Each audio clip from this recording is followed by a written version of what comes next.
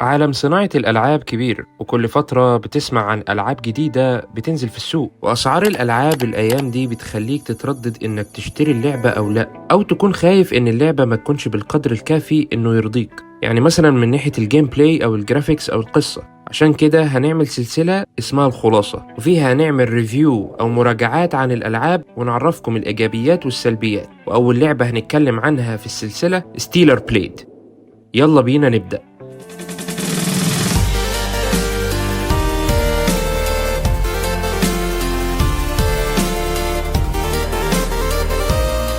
لعبة ستيلر بليد تعتبر من أجدد الحصريات اللي نزلت على البلاي ستيشن 5، واللي تم تطويرها من شركة أو استوديو شيفت أب. وهو استوديو كوري كان اتجاهاته زمان في تطوير الألعاب إنه بيطور ألعاب الموبايل، وده يعتبر أول ظهور أولي له في عالم صناعة ألعاب الكونسول أو البي سي، بالمعنى أصح ألعاب التريبل اي. في البداية أنا ما كنتش مقتنع باللعبة، لكن لما قضيت أول ساعات في اللعبة عجبتني. اللعبة ما تعتبرش مثالية، لكن نظام القتال والجرافيكس أو البصريات في اللعبة هتشدك ليها من أول ما تفتح اللعبة، والكلام ده يعتبر في أول ساعة أو ساعتين في اللعبة. ودي حاجة خلتني إني أطمن، لأن لما بتبقى بداية اللعبة بالقوة دي يبقى أكيد الساعات الجاية هتكون تجربة جميلة. بس إحنا ممكن دلوقتي نسأل سؤال: إيه هي ستيلر بليد؟ هي لعبة أكشن أدفنشر بتتمحور حوالين القتال بالسيوف واستكشاف عالم اللعبة، ويعتبر عالم شبه مفتوح، بالإضافة للمدينة الكبيرة اللي موجودة، اللي تفاصيلها حرفيا هتبهرك. انت هنا بتلعب بشخصية إيف، وهي تعتبر من الجنود الخارقين أو المصممين إنهم يروحوا لرحلة لكوكب الأرض بعد نهاية أو فناء الجنس البشري على الكوكب، واللي انتشر على الكوكب كائنات أو وحوش اسمها النايتي باس. وإيف هنا في مهمة إنها تنهي على الوحوش والمخلوقات دي، وخصوصا النوع الألفا منها، اللي بيعتبر إن هو أكبر مشكلة موجودة على الكوكب، لأن النوع ده يعتبر أقوى من النوع العادي وأكتر تدمير. ومع فترة قصيرة من تقدمك في اللعبة، إيف هنا بتقابل شخص يعتبر من أواخر البشر اللي نجوا على كوكب الأرض.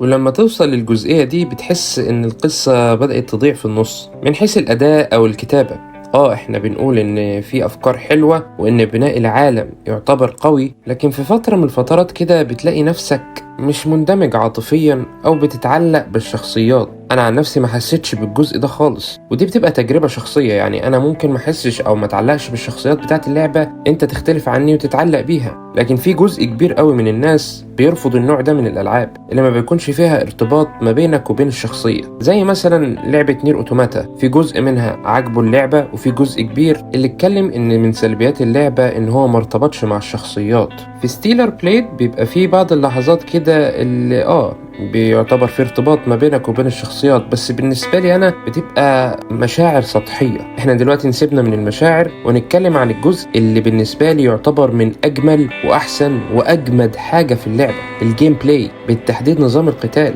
اللعبة هنا مبنية على الأساس ده، إن هي لعبة قتالية، وهي تعتبر من أكتر الألعاب القتالية الجميلة اللي أنا جربتها. نظام القتال جميل جدا، حيث الضربات الخفيفة أو الضربات الهيفي، ونظام الباري في اللعبة يعتبر من الحاجات اللي مقوية الجيم بلاي، هو ونظام الداش. ودايما في الألعاب أنت بتقلق من النظام بتاع التحمل أو الاستامينا بتاعك، لكن اللي تقلق منه في اللعبة دي أو اللي تحطه في بالك واللي بيوترك الديلي اللي بيبقى موجود بين الباري والهجمة مثلا اللي بعدها أو تحركك اللي بعده، بيخليك لازم تتصرف بسرعة وإن أنت تعمل داش بسرعة وبطريقة تعتبر استراتيجية، عشان ان انت ما تدمج، وان انت تحاول انك تدمج الاعداء وتعرضهم لهجمات خطيرة. نظام الباري زي ما قلنا من شوية انه حلو، لكن يعتبر صعب برضه. من وجهة نظري انا شايف ان ده بيعمل بالانس في اللعبة، وفي شوية من الأعداء كده بيبقى يعتبر صعب توقعهم. أهم حاجة إن أنت بتحاول إن أنت تظبط وقت الضربة بتاعت العدو مع الباري اللي أنت هتعمله. واحنا هنا بس بنتكلم عن الأساسيات، يعني أنت لسه ما عملتش أي أبجريد أو ما اكتسبتش أي مهارات أو سكيلز زي الهجمات الهوائية أو الإير أتاك. وانت كل ما بتتقدم في اللعبة كل ما بتكتسب سكيلز او مهارات جديدة. ونظام المهارات هنا يعتبر قريب من معظم الالعاب، اللي هو بيبقى عبارة عن السكيل تري او شجرة المهارات، بحيث ان انت بتكتسب نقط تبدأ تستخدمها في شجرة المهارات على حسب المهارات او السكيلز اللي بتناسب اسلوب لعبك. انا بالنسبة ليا كنت بركز اكتر على السكيلز اللي كانت بتساعدني في الباري، وده بسبب الميني بوسز اللي موجودين في اللعبة، اللي هجماتهم بتبقى رخمة شوية، بحيث ان هم بيبقوا بيتغيروا على حسب لون الباري اللي انت بتشوفه. هديك مثالين. يعني لو ظهر لك النور او الاضاءة باللون الازرق، ده بيحتاج منك انك تتوقع الضربة بشكل مثالي وتتفادى الضربة دي، وبعد كده بيظهر زي لون او وميض نور بسيط، ساعتها انت بتعمل باري وبتقدر ان انت تظهر لهم من ظهرهم وتقتلهم. واللون التاني بيبقى لون قريب من البنفسجي. لما بتعمل باري بشكل صحيح وفي التوقيت المناسب، انت بتعمل ستان او بتشل حركة العدو اللي قدامك، وبعد كده بتدمجه دمج كبير، سواء بالاتاك اللي احنا عارفينه اللي هو بالسيوف، او بتستخدم السلاح التاني اللي معاك زي المسدس بالظبط وتضرب عليه النار. الموضوع ده بيشبه ذا ماتريكس ريلودد لما مورفيس بيقلب العربية وبيبدأ انه يقطعها وبيضرب عليها بالنار. ونظام الشوتر هنا في اللعبة يعني حلو، ما هوش وحش، بحيث ان السلاح اللي انت بتستخدمه او بيبقى معاك بيبقى حاجة زي الدرون كده، اللي هي طيارة من غير طيار، اللي بيفضل انه بيتتبعك او بيفضل ماشي وراك. ولما بتيجي تضغط على ال L2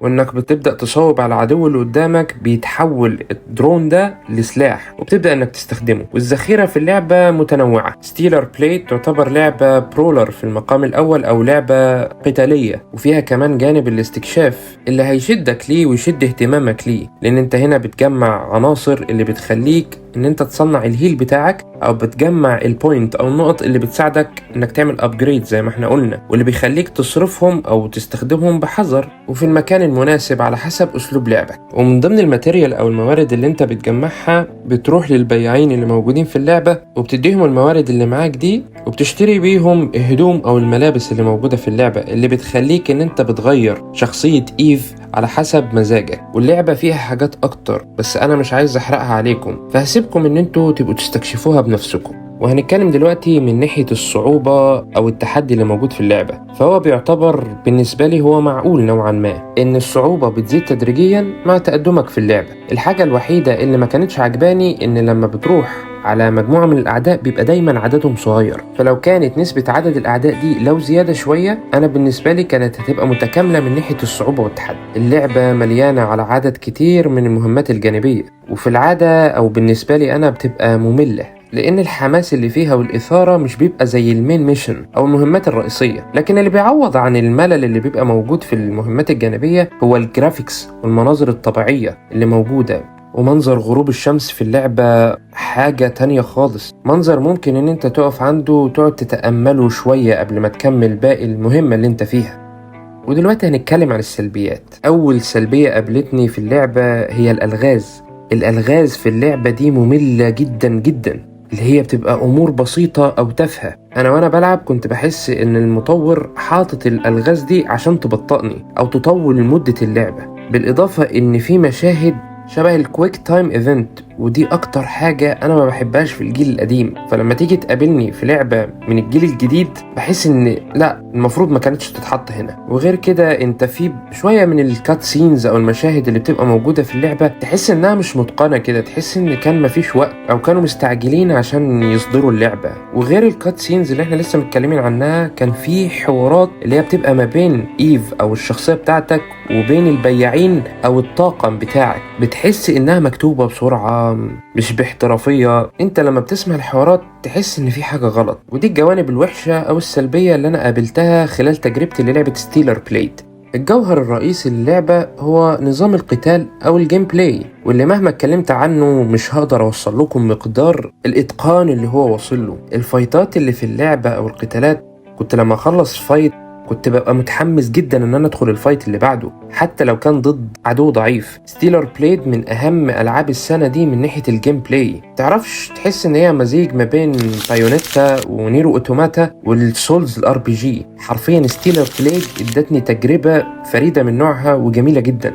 اللعبة مدتها من 20 ل 30 ساعة، وده بيعتمد عليك لو حبيت ان انت تستكشف العالم بتاع اللعبة. لعبة ستيلر بليد بالنسبة لي كانت مرضية بنسبة 100%، سواء من ناحية العالم بتاع اللعبة او الجيم بلاي او الموسيقى او اجواء اللعبة ذات نفسها.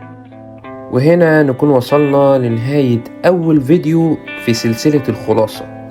انا هنا اديتكم كل الايجابيات والسلبيات اللي انا قابلتها في لعبة ستيلر بليد، ده طبعا يعتبر من رأيي الشخصي. دلوقتي انا حابب اسمع رأيكم في التعليقات. لو انت جربت اللعبة وشايف ان في ايجابيات تانية او سلبيات، ممكن تكتبها لنا في الكومنتات. ولو الفيديو عجبكم ما تنسوش ان انتوا تضغطوا على زرار اللايك، ولو مش مشتركين في القناة اشتركوا. عايزين نوصل ل 500 مشترك في اقرب وقت. معاكم شيفو من قناة ريترو جيمر. تصحبكم السلامة.